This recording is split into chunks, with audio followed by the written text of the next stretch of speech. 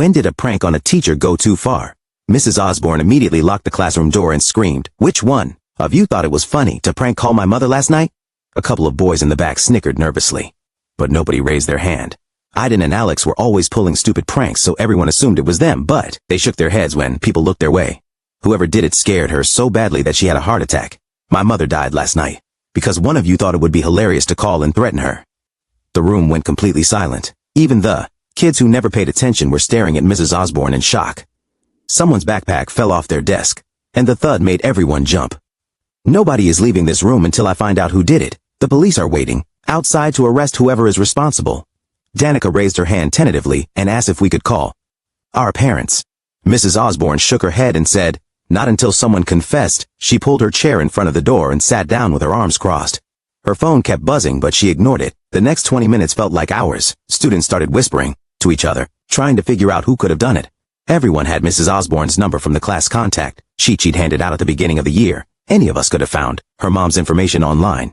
Kenny suggested it might have been someone from another period, but Mrs. Osborne said the caller mentioned specific things from our class, details only someone in the first period would know.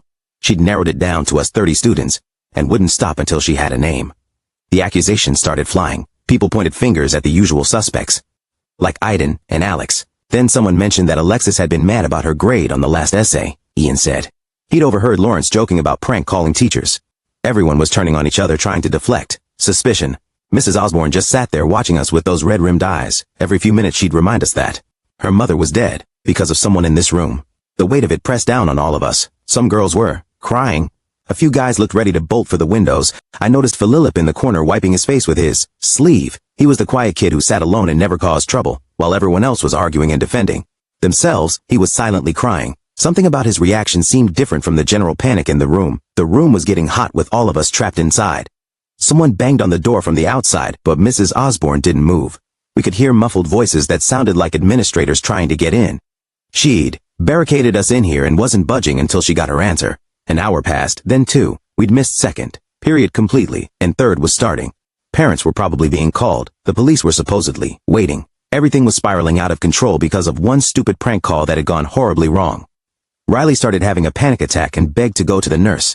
Mrs. Osborne wouldn't let her leave. Marco tried to reason with her, explaining this was kidnapping or false imprisonment. She laughed bitterly and said the police could arrest her after they arrested her mother's killer. That's when I noticed Philip had moved to the back of the room. He was sitting on the floor, behind the last row of desks with his knees pulled to his chest. His whole body was shaking while everyone else was scared of getting in trouble. He looked absolutely terrified. I made my way over to him, stepping around backpacks and angry classmates. When I sat down next to him, he flinched like I might hit him. Up close, I could see his face was blotchy from crying and his breathing was ragged. "Philip, are you okay?" He shook his head and fresh tears started falling. His voice was barely a whisper when he finally spoke. The words came out in a rush, like he'd been holding them in for hours. "It was me. I was dared to do it.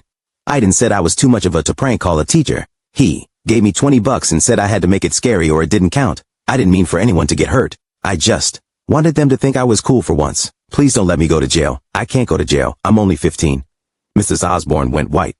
She stood up and started slowly marching over to Philip. Her footsteps echoed across the silent classroom as she crossed the room in 5 quick strides. Philip tried to scramble backwards but hit the wall behind him. She grabbed his shoulders with both hands and her fingers dug into his shirt. Her whole body was shaking as she stared down at him. Everyone in the class froze completely. Nobody moved or even breathed. Philip's eyes were huge and wet with tears as he looked up at her face. Her mouth opened and closed like she wanted to say something but couldn't find the words. The veins in her neck stood out and her face had gone from white to red. I pushed myself up from the floor and took 3 steps toward them. My hand reached out and touched her arm. Her sleeve was damp with sweat and I could feel her muscles tight under the fabric. She turned her head to look at me and her eyes weren't the eyes of a teacher anymore. They were just sad and broken and lost. For just a second she looked like any other daughter who had lost her mom. Her grip on Philip loosened slightly. The door exploded open with a loud crack. 3 administrators rushed in with 2 security guards right behind them. They took in the scene in about half a second. Mrs. Osborne standing over Philip with her hands on him and me touching her arm trying to pull her back. The security guards moved fast. One grabbed Mrs. Osborne's wrists and pulled them off Philip's shoulders while the other stepped between them. She started screaming as they pulled her away, the same words over and over. She kept saying he killed her and pointing at Philip who had curled into a ball on the floor. The security guards guided her toward the door with one on each side holding her arms. She twisted and fought against them the whole way. Her voice got louder as they got her into the hallway. We could still hear her shouting about her mother and demanding justice even after the door closed. Behind them, the administrators stayed in the room with us. One of them told us all to sit down and not move. More adults flooded in through the door. Some were teachers from other classrooms, and others looked like office staff. They spread out around the room watching us. Gary Barnett walked in about 2 minutes later. He stood at the front of the classroom and looked at all of us. His face was serious but calm. He told us we would each be interviewed about what happened. He said to stay in our seats until called. Philip was still in the corner with his head buried in his hands. His shoulders moved up and down as he cried. A woman with curly hair walked in next. She went straight to Riley, who was still breathing funny and making little gasping sounds.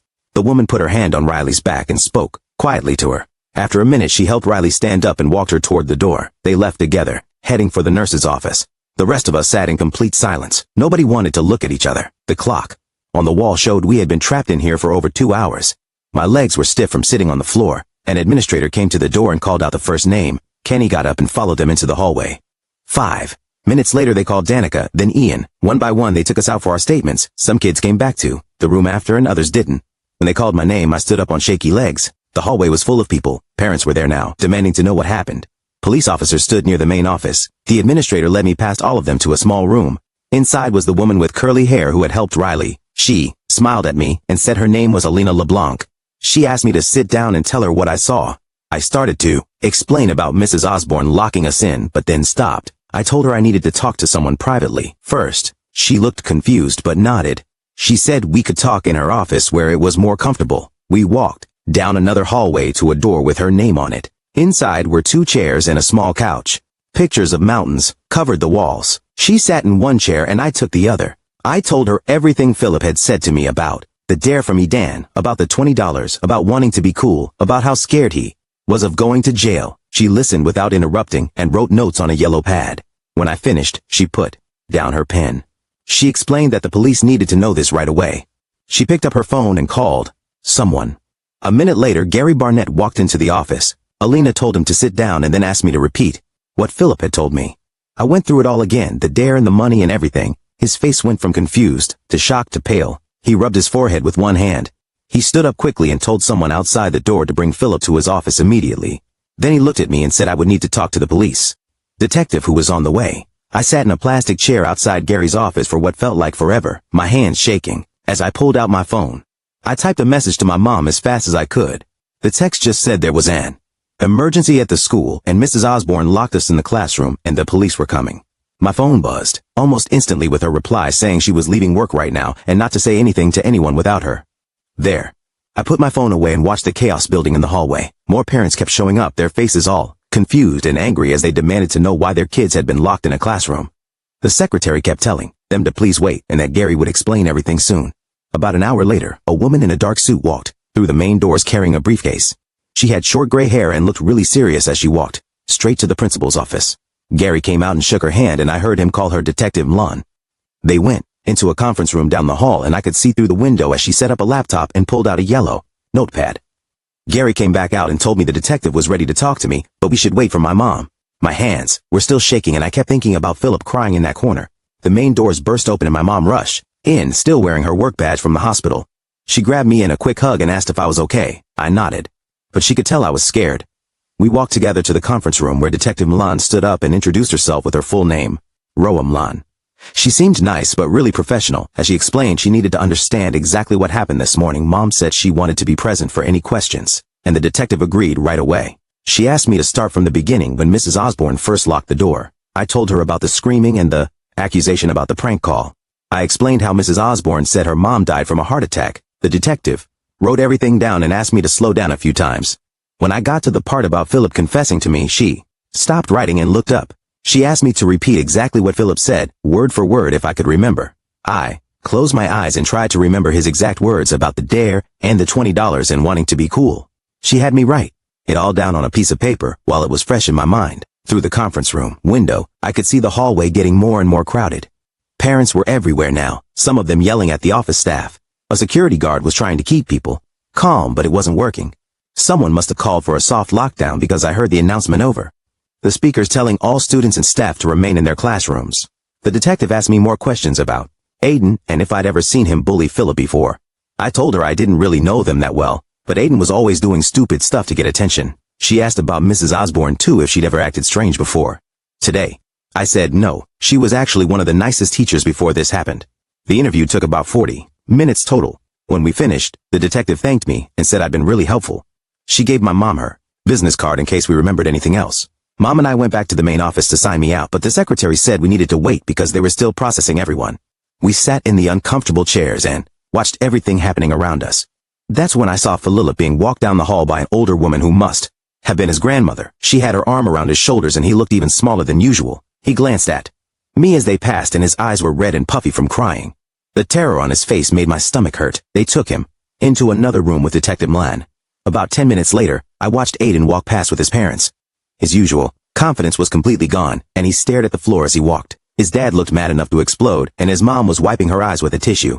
They went into Gary's office and closed the door. We could hear Ray's voices, but couldn't make out the words. The detective interviewed Aiden for over an hour while the rest of us were finally allowed to leave. The hallway was packed with families trying to get their kids and leave. Everyone was talking at once, spreading rumors about what really happened. Some people said Mrs. Osborne had a gun, which wasn't true. Others said multiple kids were arrested. Parents were recording everything on their phones, and I knew this would be all over social media within hours. Mom drove me home in silence, and I stared out the window thinking about everything. That evening, we turned on the local news, and there it was, the top story about a teacher who held students hostage after her mother's death. They didn't say any names, but showed footage of our school and interviewed some parents in the parking lot. Everyone at the school would know exactly who they meant. Mom heated up leftover pasta for dinner, but I couldn't eat anything. My stomach felt sick thinking about Philip and what might happen to him. He was just a kid who wanted friends and made a really stupid choice. Mom sat with me at the kitchen table and we talked about how one stupid decision can destroy so many lives. She said Philip would have to live with this forever, knowing his prank call caused someone to die. She also said Mrs. Osborne would probably never teach again after locking a sin like that. Even Aidan would face serious consequences for paying someone to commit what turned out to be a crime. None of them probably imagined it would end up like this when they made their choices. Mom held my hand and said she was proud of me for telling the truth and helping Philip when he needed someone, but I didn't feel proud at all. I just felt sad for everyone involved. The next morning, Mom drove me to the school even though I usually took the bus because she wanted to make sure everything was okay. The parking lot was way emptier than usual, and when I got to first period, only about half the kids were there. A substitute teacher sat at Mrs. Osborne's desk looking nervous while Alina LeBlanc, the counselor from yesterday, stood by the door greeting everyone as we came in. She had this fake calm smile that didn't reach her eyes and kept asking if we were doing all right. The substitute introduced herself as Miss Rodriguez and said she'd be teaching us for a while but didn't explain how long. Alina took over and started talking about trauma and how it was normal to feel scared or confused after what happened yesterday. She passed around a feelings chart and asked us to point to how we were doing, but most kids just stared at their desks. Kenny picked angry and Danica picked sad, but when it got to me, I just passed it along without choosing anything.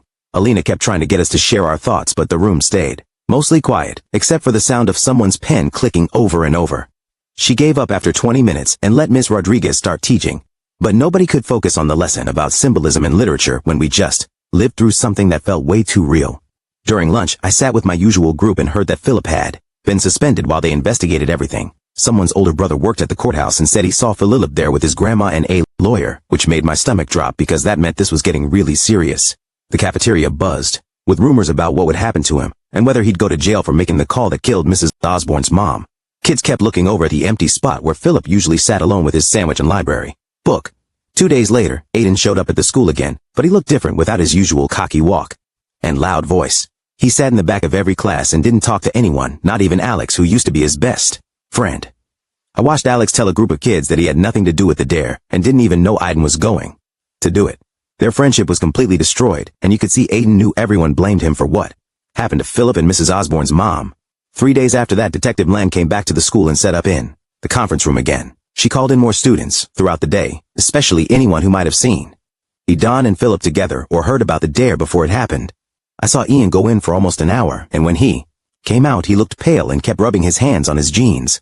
Later, I found out he'd told the detective about hearing Aiden bragging the day before the incident about getting Philip to do something hilarious for $20.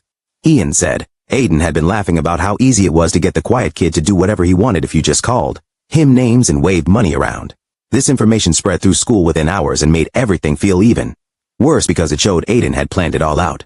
The school board called an emergency meeting that Friday night and the auditorium was packed with angry parents demanding answers. Mom and I sat in the middle section and listened to parents yelling about how a teacher could lock kids in a room and whether their children were safe at the school. Some parents wanted to press charges against the school for allowing it to happen, while others defended Mrs. Osborne, saying grief made her snap. Gary Barnett stood at the podium trying to calm everyone down, but his voice kept getting drowned out by the shouting. He finally got everyone quiet enough to announce that Mrs. Osborne had been placed on administrative leave while the police investigated what she did to us.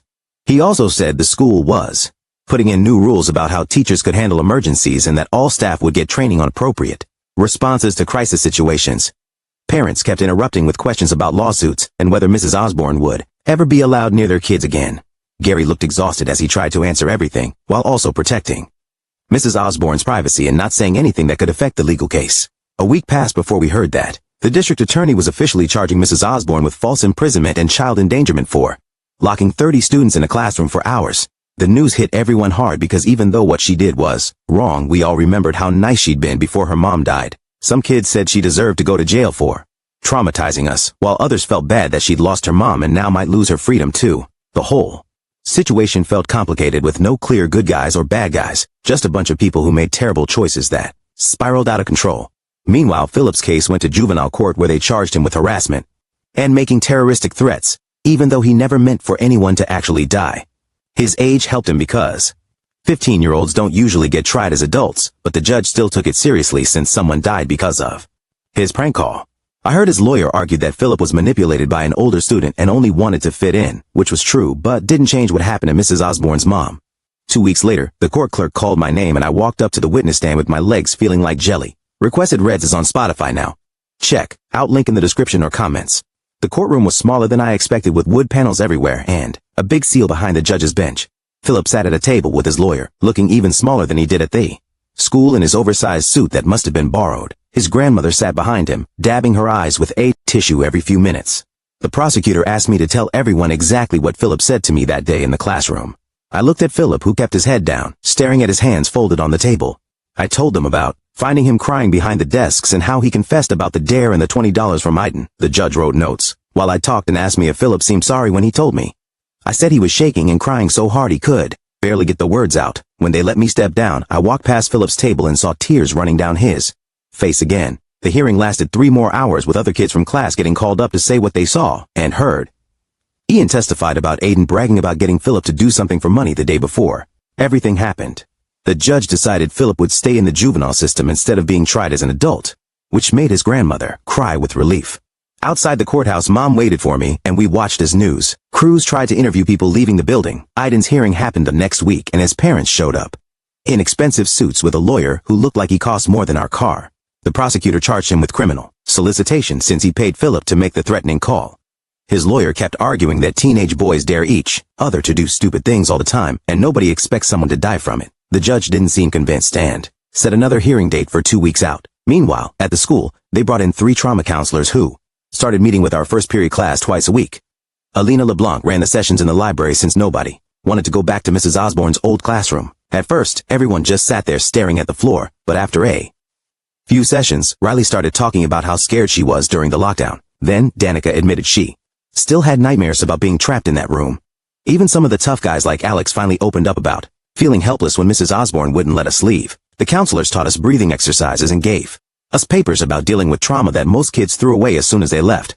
Ian told me during lunch one day that his mom saw something interesting at the courthouse. Philip's grandmother had been talking to someone from Mrs. Osborne's family outside after a hearing. He said they talked for almost an hour and both women were crying by the end. Nobody knew what they said, but it seemed like Philip's grandmother was trying to apologize for what her grandson did. 2 weeks after that, Philip came back to the school with all kinds of conditions from the court. He had to check in with the office every morning and couldn't be anywhere near Aiden, who was still coming to the school while his case worked through the system.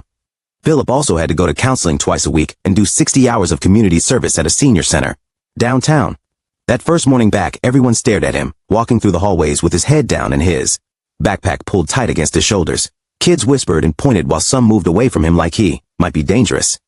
At lunch, he sat alone at a table in the corner, picking at a sandwich without eating any of it. I heard people calling him a killer, even though it wasn't really murder since he didn't mean for anyone to die. Some kids from other classes who didn't even know the whole story made up rumors that got worse every time they got repeated. The next day at lunch, I saw Philip sitting alone again, looking miserable. I grabbed my tray and walked over to his table, even though Kenny tried to wave me back to where our usual group sat.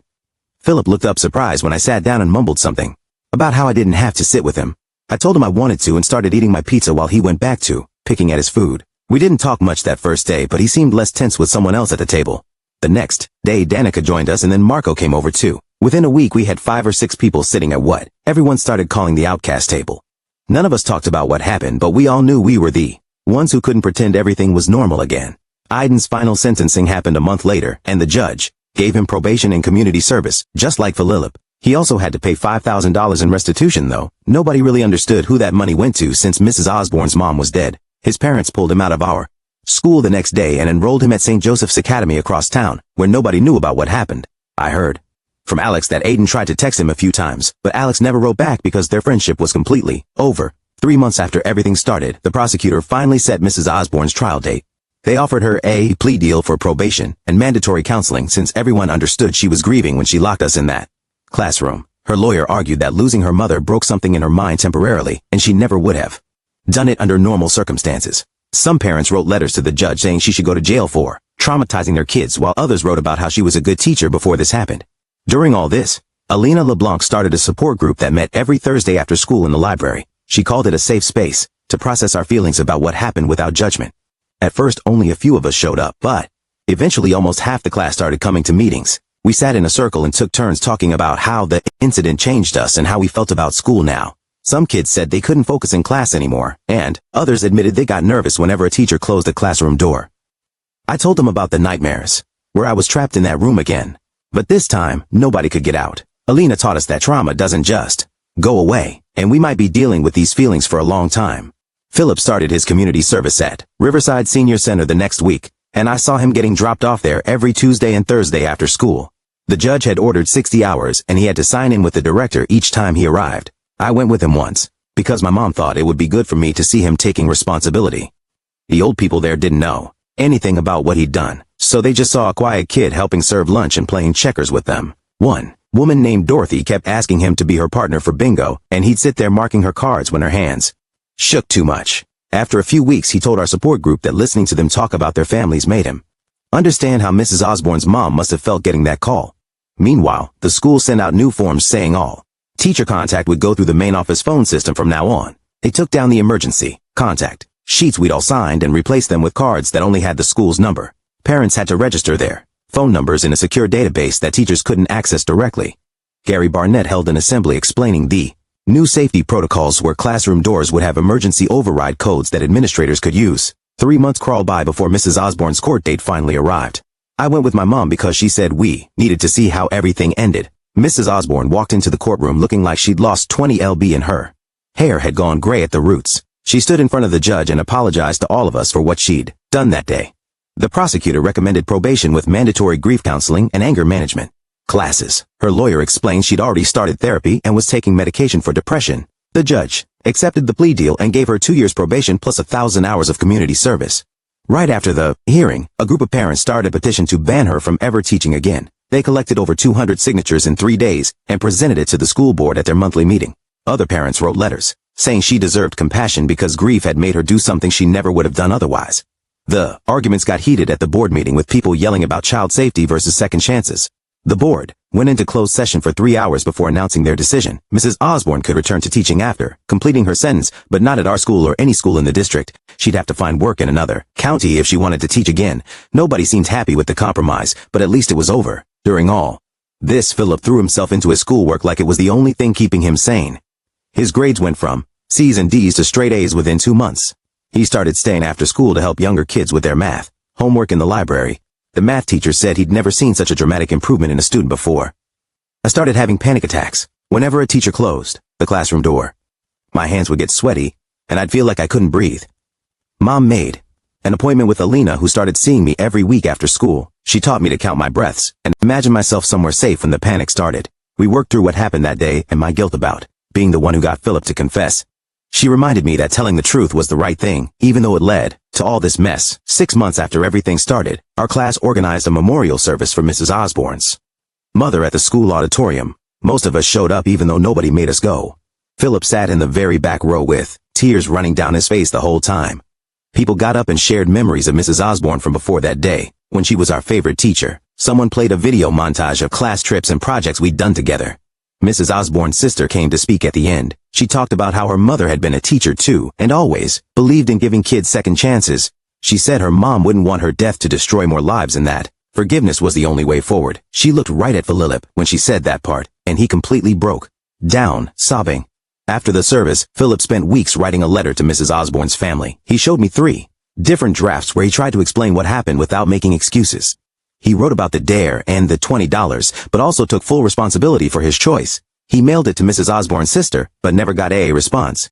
He told me at lunch one day that writing it helped him start to forgive himself, even if they never forgave him. The letter was his way of facing what he'd done instead of hiding from it forever. The next few months were weird because people kept showing up at our school to study what happened. Gary Barnett had to meet with administrators from other districts who wanted to learn about crisis management. They'd walk through our hallways with clipboards and serious faces while we tried to ignore them. I saw them taking pictures of our classroom door and the locks that got changed after that day. They interviewed some teachers, but most of us students just wanted to forget about it. Alina LeBlanc started something new in January called a peer mediation program. She trained us to help other kids work out their problems before things got bad.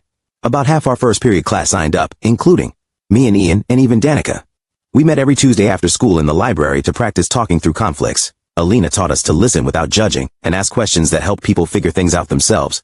The training helped me deal with my own stuff too. I was still having trouble with closed doors, but working with other kids made me feel less alone. Spring came and I was at the grocery store with my mom when I saw Mrs. Osborne by the frozen food section.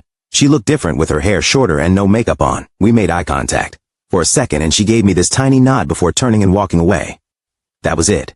But somehow it felt like she was saying she understood or maybe that she was sorry. I never saw her again after that. Around the same time, Philip got news that changed everything for him. He'd applied to this early college program at the community college for his senior year. The acceptance letter came in April, and he actually smiled for the first time in months. The program would let him take college classes instead of regular high school ones. He'd get a fresh start where nobody knew about the phone call or what happened after. He told me at lunch that he was scared but also excited to be somewhere new. The rest of junior year went by fast with everyone focused on grades and college prep. Our class had gotten closer through everything that happened. Kids who used to hate each other would nod in the halls or share notes before tests. Even the popular kids and the quiet ones mixed more than before. We all knew what we'd been through together, and it made the usual high school drama seem stupid. Senior year started without Philip since he was at the community college program. First heard from Ian that he was doing great with straight A's and even making some friends. Nobody there knew his history, so he could just be a smart kid working hard. Graduation day came in June, and the whole gym was packed with families. Gary Barnett gave his principal's speech about our class being special. He talked about resilience and strength without saying exactly why, but everyone in our class knew what he meant. Parents shifted in their seats because they knew too. When he finished, there was this moment where all of us from that first period looked at each other. It was like a silent agreement that we'd made it through something huge together. Then came the surprise nobody expected. Philip walked up to the podium as salutatorian, even though he'd finished at the community college. He'd earned enough credits to graduate with us and wanted to speak. The gym got really quiet as he adjusted the microphone. His voice was steady when he started talking about second chances and how our choices matter. He didn't mention the call directly, but talked about learning from mistakes and how forgiveness can change everything. Some parents looked uncomfortable, but most people were listening hard. He talked about the people who helped him when he didn't deserve it and how that made him want to be better. When he finished, the whole auditorium stayed quiet for a second before people started clapping. After graduation, I had to decide what to study in college. Watching Alina work with all of us had shown me how much psychology could help people. She'd taken kids who were falling apart and helped us find ways to heal. I wanted to learn how to do that for other people. When I told her at the last peer mediation meeting, she smiled and said, I'd make a great psychologist. She wrote me a recommendation letter that probably helped me get into my top choice school. The summer before college, a bunch of us decided to meet up one last time. We went to the park near school on a random Tuesday evening. Ian was there and Danica and Kenny and even some kids I'd never really talked to before that day. In the classroom, we didn't plan it, but nobody mentioned what happened directly. Instead, we talked about college plans and summer jobs and normal stuff. But there was this understanding between us about how that day had changed who we were. People who'd been scared to speak up were now more confident. Kids who'd been mean had learned to be kinder. Before everyone left to go home, Philip pulled me aside near the swings. He looked healthier than he had all year, with some color in his face. He thanked me for sitting with him that day when he confessed. He said knowing someone saw him as a person and not just his worst choice gave him hope. He told me that moment when I sat down next to him was when he realized maybe he could get through this. We shook hands and then he surprised me by pulling me into a quick hug before walking away. 3 weeks into my freshman year at State, I got an email from Alina asking how college was going. She mentioned she'd heard from someone that Mrs. Osborne had started teaching again at Jefferson High, 2 counties over. The person who told her said Mrs. Osborne looked thinner and older, but was back in the classroom doing what she loved.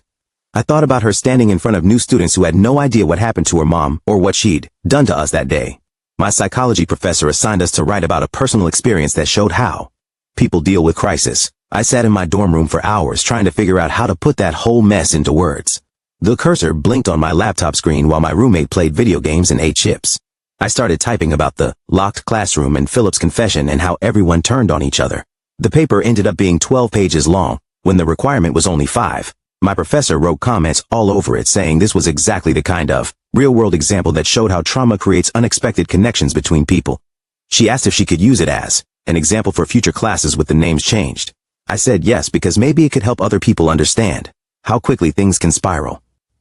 One night, I was scrolling through Instagram and saw Aiden's face pop up in my feed. Someone from our old school had posted a picture of him at his new place wearing a college sweatshirt. The caption said, he'd gotten into Tech University, which a pretty good school.